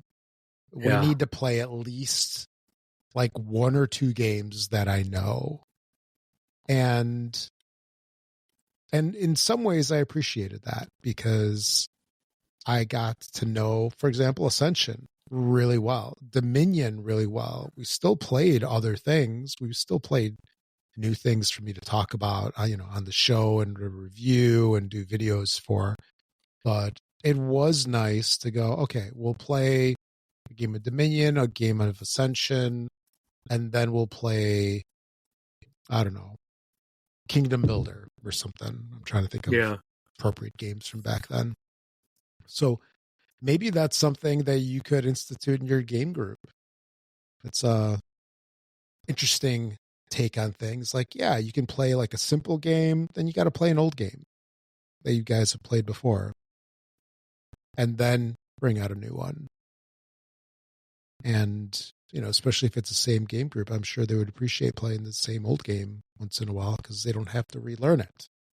Yes. Yeah. Well, you might not remember 100% of the rules, but at least you remember 60% probably. Yeah, exactly. Yeah. And we're playing the things we're buying. Like, everyone in my group, well, I would say the majority of the people, I don't know about everyone, but those that I become really good friends with have very large libraries.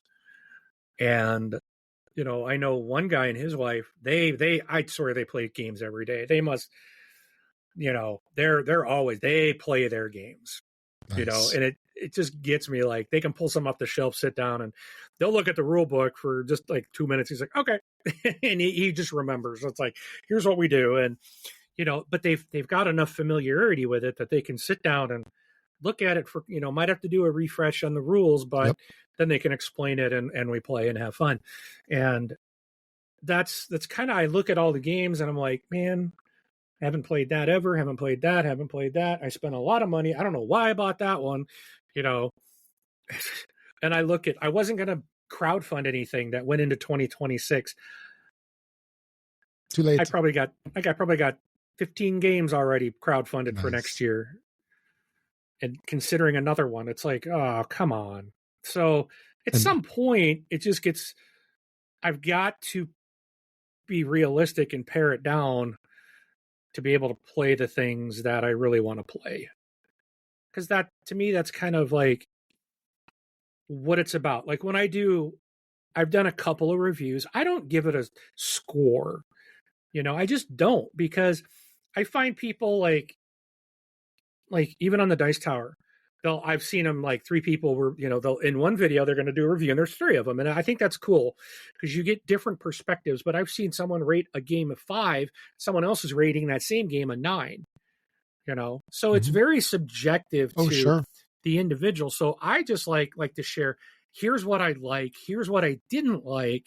And at the end of it, is it something I would recommend? Most of the stuff I'm going to review is going to be a yes, because it's something that I did enjoy. So if I didn't enjoy it, I don't really want to make a video of it and go, this game sucks, You should. Still. That's a whole different topic.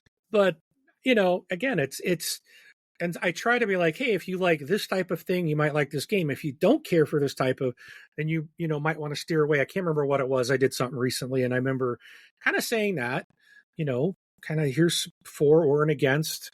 And because reviews are just too subjective. Everybody has different tastes, different likes.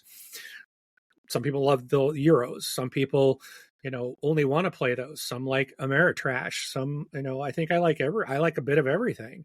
I'm finding out I like Euros, which I didn't think I did. I don't really care for something like Catan. I've played it. I have it. Just, it's not for me, Right. But I do like Carcassonne and Dorf Romantic and, Le Havre and Fresco and, some of these others. Kingdom Builder you mentioned. Just love Alhambra. Like, it's a lot of Queen games there. But, yeah. No, but it's an ever evolving thing, and the selectivity, I think, happens, but it's at varying degrees, and then it changes over time as well. It's not static or constant. And another thing that I think happens with gaming maturity, air quotes, is slowing down. So in the beginning, we're kind of like just gobbling it all up. Just gimme, more. And then I've found that I slowed down quite a bit. Like even like this is a big accomplishment for me. I think in some ways, going to the game store, I'd say more than half the time now I walk out with nothing. I'm the same way. I used to go up the stairs because you go in our game shop and you go downstairs to the bar and gaming area. And every night I'd come up and I'd go to the right to go shopping. And almost every night I'd walk out with something. And I haven't bought anything in that store for actually a long time. I don't even go to the right anymore. I just come up and we leave, It's like I've got so much. Now tomorrow, because of Dwellings of Eldervale, I'm going to do a little watching of some videos on whatever it is. I already forgot what it was called. His other game, the newest ones, Andromeda, not Merchants. Anyways, I might pick that up tomorrow, but I'm going to do a little, want to review and watch and see some gameplay, what it actually plays like. Was that it? Edge? That's it. Yeah. So I might pick that up tomorrow, but it'll be more of, okay, now I know I got an idea of how it plays, because supposedly it kind of plays similar to Dwellings, and I liked that game, so maybe I'll pick this one up instead. So, but again, someone in my group has this. Yeah. So I don't really need to buy it. Yeah, it's not a need. It's a want. Because, again, it comes down to, again, like we're talking about being selective. If I'm going to play this game, I'm going to play it with the person who already has it. You know, it's not like my family's going to play this. I'm not going to take Andromeda's Edge over to my mother's house, you know. Yeah. I'm going to play with people who have played it and likely already have it. Galactic Cruise is another one. I got 2 people that have it. Why do I feel compelled to buy it? I haven't played it, but they were talking high praise about it. It's crowdfunding right now. There's like 67 hours left. And I keep looking at it, but I would want the all-in pledge. I'd want everything. I'd want the deluxe bits, and it's going to cost $250. I'm like, why spend the money when I can play this game anytime I want just by going, hey, let's get together and play? Because, again, if I have it, I'm going to call those same people to play that. It's not like I got another group that doesn't have it that's going to want to play it. So that's where I need to be more selective in what I'm spending my money on. So what you're saying is, if I have a delicious hot piping Portillo's beef sandwich, you don't need to buy your own. Because I have mine. That's not the same thing. No. Okay. How about cost considerations? Like, sometimes I think we, like early on in the hobby, if you're full on part of the craziness, all this stuff goes out the window.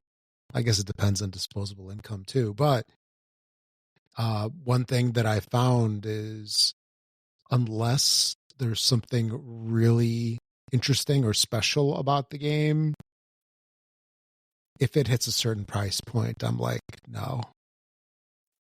And half the time, once I get past that initial, I'll say, impulse, and I say no, oftentimes, like, I don't even care afterwards. But just getting through that initial purchase impulse that's tough. Yes, it is. And the interesting thing when you talk about price, when I first joined, price was a consideration. I remember when I first started crowdfunding, I wouldn't crowdfund anything over $50. I'm like, yeah, you putting $100 down on something I won't get for 2 years? That's stupid. Well, now I'm putting down $250, or I've spent as much as $450. I think for my full Dice Throne Marvel with everything, miniatures, the missions. I would say that's different though, because but you are a collector. Never spent that kind of. You're a collector of that game. Yes, but I would never spend a lot of money, and I did a lot of like going to Goodwill or thrift stores, trying to build up the collection by seeing if you can find something that's cheap, that's still in good condition. And now I'm completely different. I'll be honest. Nemesis Retaliation came in, right? I've been waiting for it. $550 for one game. Yeah. That I've right now have only played once. So I played, now I will buy anything Nemesis related. I love that franchise. But like I mentioned earlier, Puerto Rico, I'm looking at it now. $240 for a game I'd never played. You know, I also have backed the Awakened Realms Agricola Special Edition. That's I don't know what that's going to be in US dollars. It's not showing it, but it was 175 pounds or euros, 175 euros. Yeah, so it's probably over 200. A little bit more, yeah.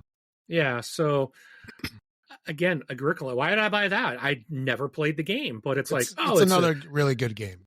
Yeah, and it's Awakened Realms special edition. It's like, but now I'm just throwing money out there for games I'm going to wait on. I wouldn't spend $100 a year or 2 years ago for something I wasn't going to get for 2 years. And now you know I'm like, $500, no big deal. Another thing that's funny is we used to talk about the video games. Xbox video games were $59. Oh my God. Yeah. This game is going to be $69. That's craziness. I'm not buying it. Yeah. Now $69 isn't even like a barrier. It's not even. And now they're what, 80, cost of entry. So cost considerations. Of course, things have changed. I mean, I do have disposable income, and this is where I put it. I don't have any other hobbies, and two of my kids are out of college. The other one's getting ready to leave for his schooling. This is what I got, right? So this is where I put my money. But still, that's a lot of money to put into a game that I might play one time, and then I don't get back to Nemesis because, something else came in or something else comes in the next day. I got a problem, Rob. I need to go to Gamers Anonymous. You just need to send me all your games. End of problem. Just load them up into a container.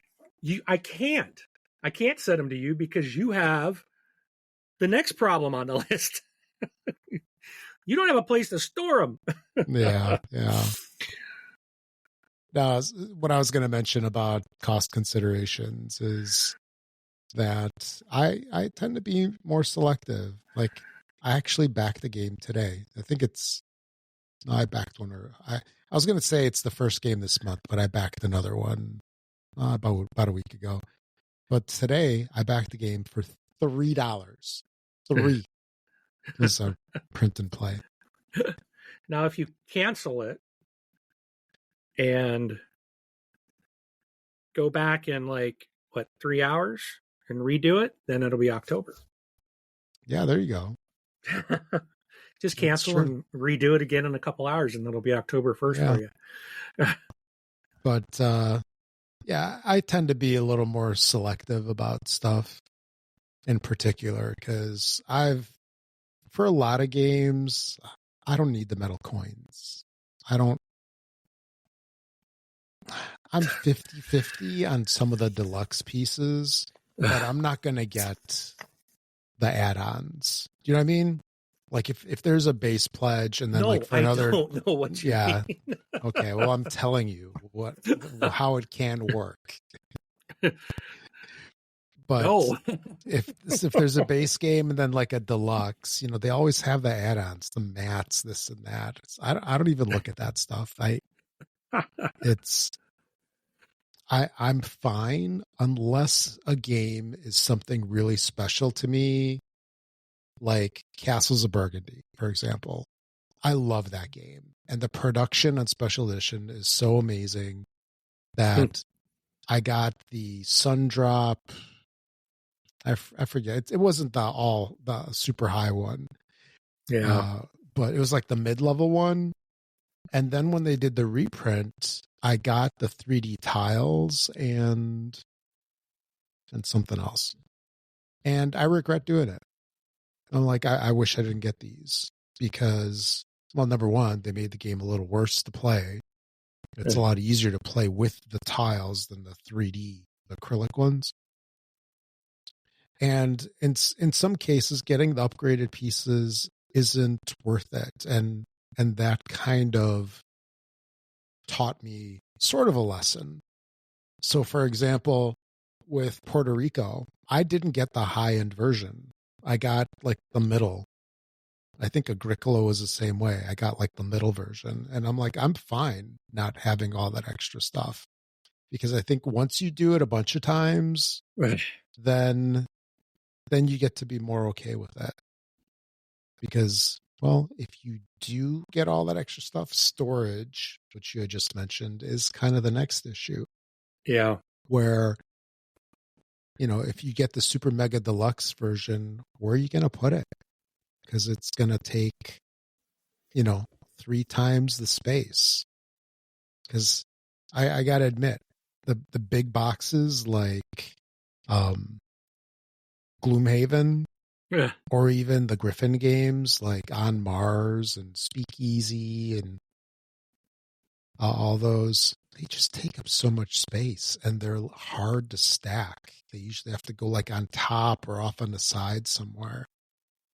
And, you know, at some point you run out of shelf space and you run out of floor space and you run out of table space and you run out of closet space.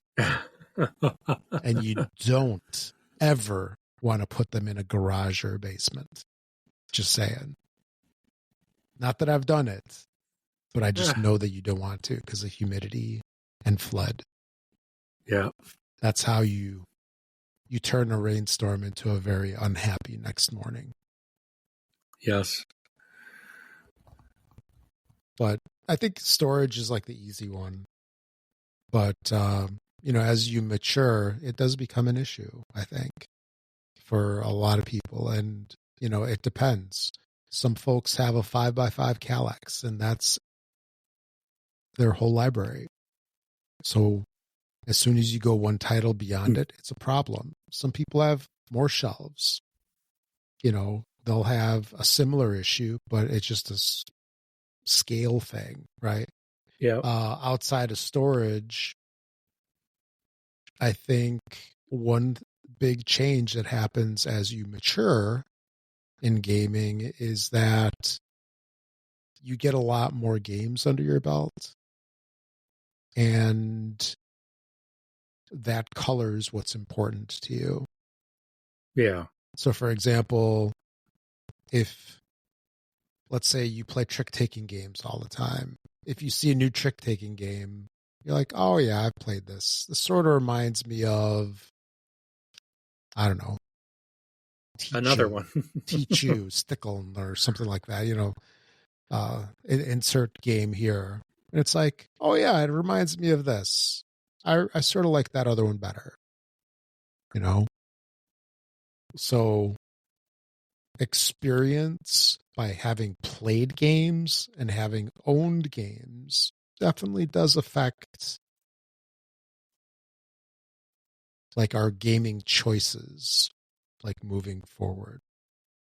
And then also as part of experience, you get to know what you like you were just talking about how, you know, there's certain games that you tend to like and other things that you're fine with not playing, right?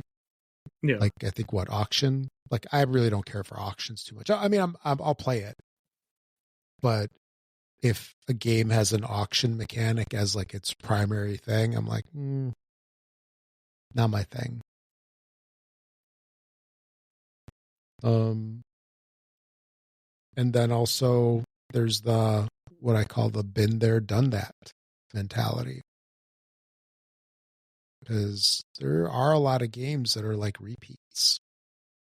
You know, there's games that are amazing, right? And then there's Me Too games where, you know, not so, I wouldn't say it's as prevalent in the board game space. It is. I think more so in the party games. Yeah, party. There's a lot more of the been there, mobile, done that. Me Too. Mobile game. Yep.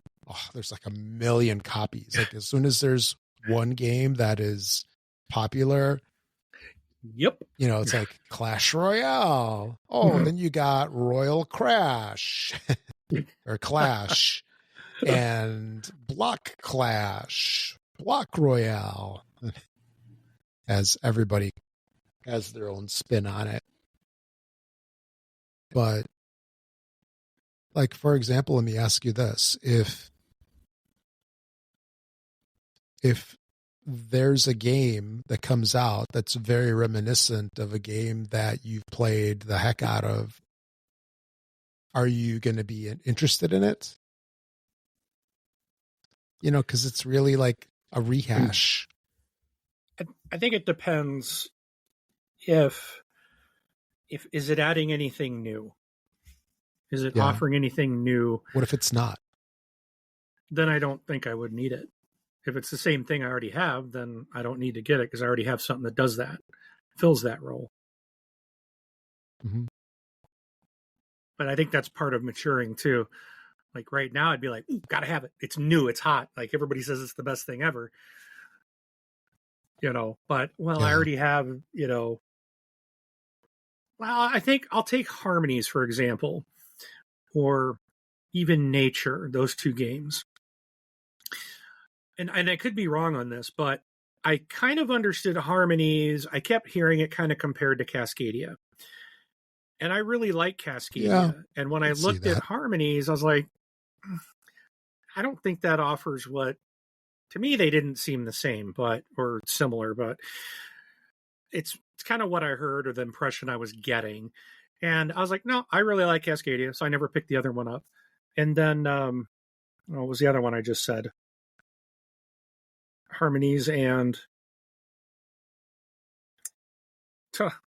Nature. I remember I looked at that at Gen Con, and it's like, oh, we've taken this other game and broken it down into all these different modules. So it's like they got a very base game, and then if you want to add this, you want to add this. So you're still buying all this stuff that used to be in one big box under a different name. Now it's renamed, but it's still like this wildlife type of game. And I'm like, I got Arc Nova if I want to. I've got Cascadia if I want to play animal games. I've got a million different things. Do I really need another large game? Because I'm going to want it all. I'm going to need all the boxes, and they got more modules coming. And I'm like, nope, not going to do it. And I have not, and I don't regret it, because again, I can only play one board game at a time. I'm trying to remember that. I can play only one at a time. And some of these games that I want to play are going to take a little bit of time to play. So it doesn't matter how many I have. I'm trying to, like, I had this whole acquisition thing, and I was excited to get all this new stuff, and I got all these different types of games. And now I'm looking at, like, I got The Mandalorian over here. I've not played through that. And now I've got the sequel to it, and I haven't even touched it. It's like, I really kind of want to go back and sit there and play through that. I've got so many games I want to play, and I'm never going to get to them because I keep buying something. Well, and as I keep working on my list of unplayed games, I'll end up adding more to it than I take off. And it's like, oh. And this brings in the next thing of time. We have finite time. And it's not even our time, too, because unless you're a solo player, you got to have other people to play. Yeah, you got to have schedules that all align. Then there's the whole holiday thing, right? And work schedules, family schedules, all the stuff that has to align. And like you said, you can only play one thing at a time. So unless you can split yourself in the middle, clone yourself. I need to clone myself. Yeah. Okay, you work on Mandalorian. You work on Arc Nova. You work on Nature. Go. Upload the videos. Yeah. No, but it's there's so many different aspects to this hobby, and it's been interesting because, like other things that we've talked about, video games, movies, reading, all three of those, just as examples, they're not as expensive. Depends on where you see your movies. Well, if you're buying your movies, they cost like $20, right? Sometimes they're 12. If you're doing digitally, movie theater, popcorn, drink, times 4 kids. Okay, if I buy Andromeda's Edge tomorrow, I'll spend a lot more than what it would cost me to take 4 kids to see a movie with all the food and snacks. So, So again, it depends on the games, but our hobby gets to be very expensive. And like a movie, I could have, a movie. If I want to watch this movie again. Well, that's max 2 hours of time, unless you're watching something that, but most games are an hour and a half to 2 hours, right? Mm-hmm. On movies, so a book, you're reading a book at a time, and when you're into it, you read it and you're in that world until it's done, and then you move on to another book. Like, movies you can go back to, but it's not, and often people do, but it's not, you can have like, oh, I've seen it and I move on. I want to watch something else different. Board games are different. Music is, well, you're always playing music. I don't think music is a hobby, but what did I say? Books. Oh, video games. Video games, again, you can do it by yourself. Mm-hmm. Board gaming is a social hobby, right, unless you're into solo gaming. But it is a social thing. So it takes a lot. It takes other people, like you said, coordinating schedules and times. And not only all of that, but you have to find people who want to play the same game you want to play. My group is kind of, they're making jokes like, we'll keep pushing Mark. They said something about it last night. They're pushers. Like, see, we're pushing Mark into these higher, meatier games, and I appreciate that because they're really, really good. They don't give me crap when I screw up, or they're always like, well, you can go back and fix that. That's my job. Go back and change it if you want. And I'm like, no. And I'm like, no, because I that's how I learn. I made the mistake. That's okay. Because I'm especially my first game, I'm in it to learn, not to win. Now I did win yesterday on my first play. It happens sometimes, but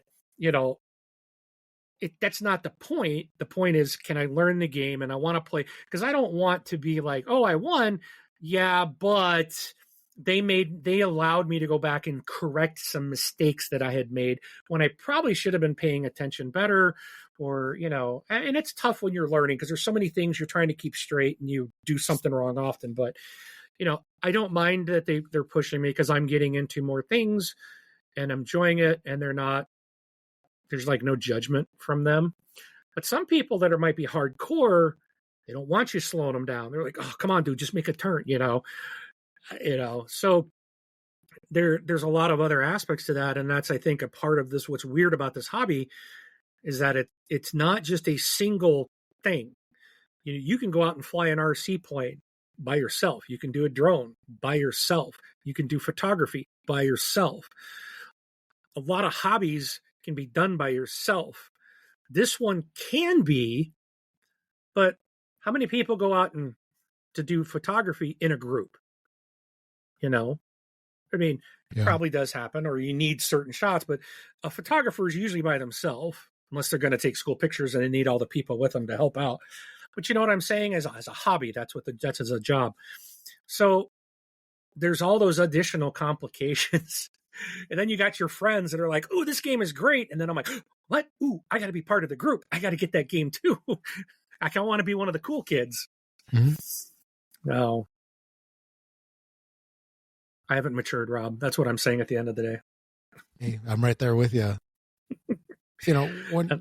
One thing I just wanted to ask you, as I was kind of thinking about this, was having gotten into the hobby, I think, has made a huge impact on your life in many ways. And would you say that has been a change for the better, or neutral, or what? Because I'm just looking at it from the aspect of you went from, we spent years in video games, right? Which is sort of solo-ish activity, right? While you can talk to people online, that's a whole different thing. But then that switched from your primary activity from being like, playing in your room on your TV to now opening up this whole world, going to conventions, going to game groups, making new friends like all over your area. Some people that are going to be potentially lifelong friends, right? If they're worthy enough, like I am. Hopefully I still am. But you know what I mean? Do you think it's changed your life at all? Because, some hobbies just kind of do a brief flash. Others, they rock your world. Like, what are your thoughts on this?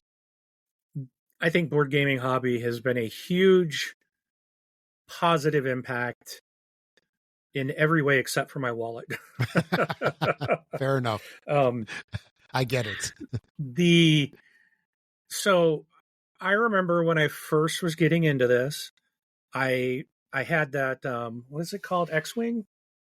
Yep. Star Wars X-Wing, the miniature game. Mm-hmm. And I'm like, I've had this game. I want to go. And there was a game store here to the south of me that hosts an X-Wing night. And I'm not lying, man. I was like, I'm going to go. I'm going to go do this. I'm going to go down there. I'm going to went with your son, right? Learn how to play. Huh? I think you went with one of your sons, right? No, it was just me. Okay. It was just me. And it took a lot for me to just, okay, I'm going to do this, right? Had that internal struggle. Yeah. I was driving there, and in my mind, my head was going, screaming, run, go away, go back home, don't do this. Like why? Like, there was just this like anxiety about going into a room of people I don't know, because I'm very, I don't think I'm shy, game nerd, but I am not. You would say I'm not quiet either, but you've known me forever. I'm very loud and outgoing with people I know where I'm comfortable. When I'm around people where I'm not, I'm very quiet. I don't say anything. I'm just, Sure.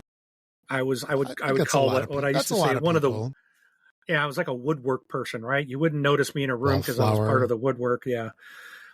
So I fought through that. I got into the store, and the lady that owns the store, she was super nice, almost overly, like almost left because she was too nice, right? Oh, wow. And, but, the people were there, and it was like, I was just kind of standing around, and I wanted to learn, but I'm like, no, all these people here, they're here to play. No one's going to teach me, and people are like, hey, you here to play? And I'm like, I'm just going to watch. I don't know how, I'm just interested, but I'm going to watch. And several people are like, well, we'll show you how to play. I'm like, no, I just kind of, and the whole time I'm standing in the store, dude, I'm like just shaking like inside. I'm like having this weird, I just want to run because I was out of my element. Right. Mm-hmm. And then finally the owners of she kind of came over and she's like, you just need to get in the game. Here, sit down. I got some ships you can have.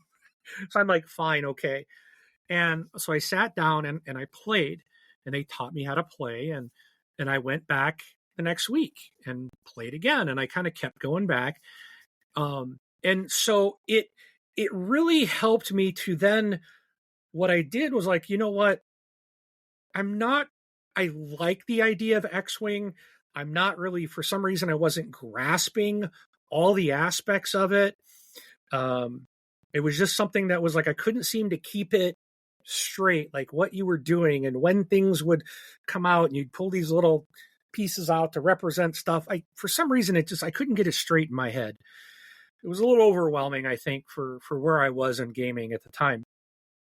But I was like really proud that I'm like, I beat this internal struggle. I got out of and I'm very introverted, and I got to go out. And so for someone who's kind of an introvert by nature, to go out into public with people you don't know and have to introduce yourself and join in on an activity was tough. And I did it.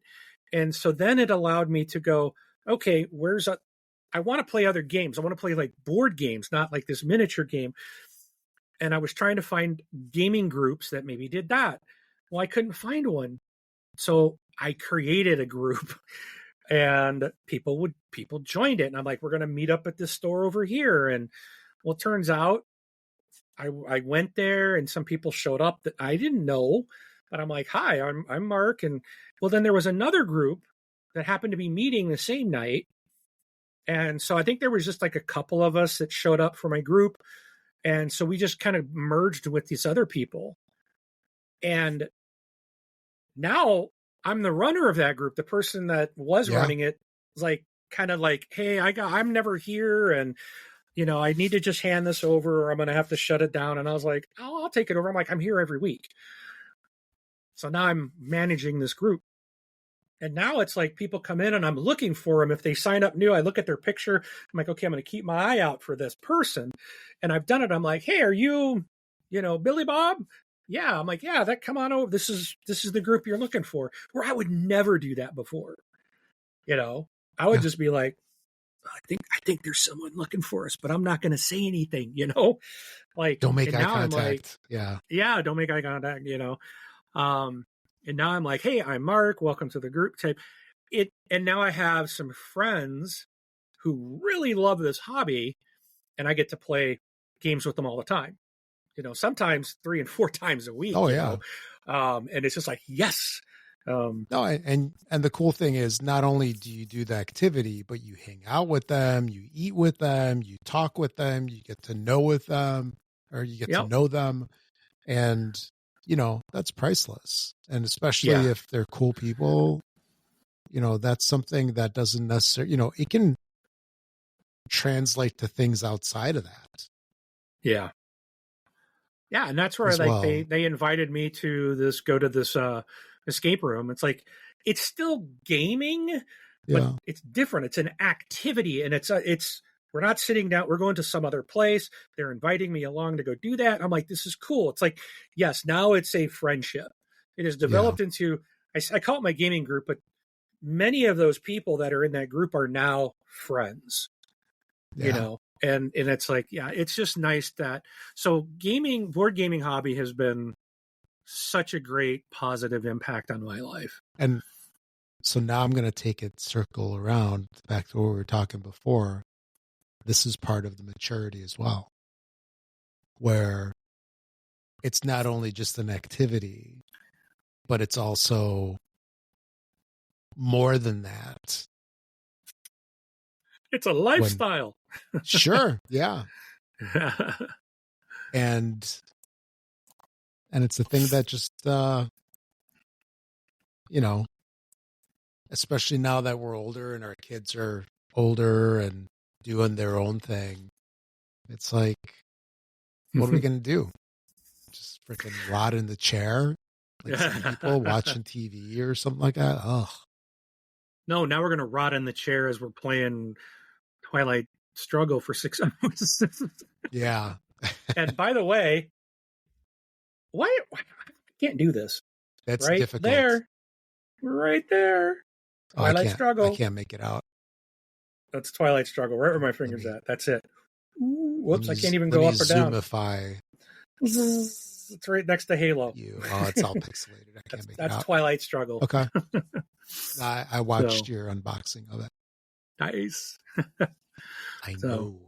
But the best part of gaming, Rob, I got to bring one more thing, and then I'm done. The best part of this board game hobby is I now get to see my best friend twice a year playing board games.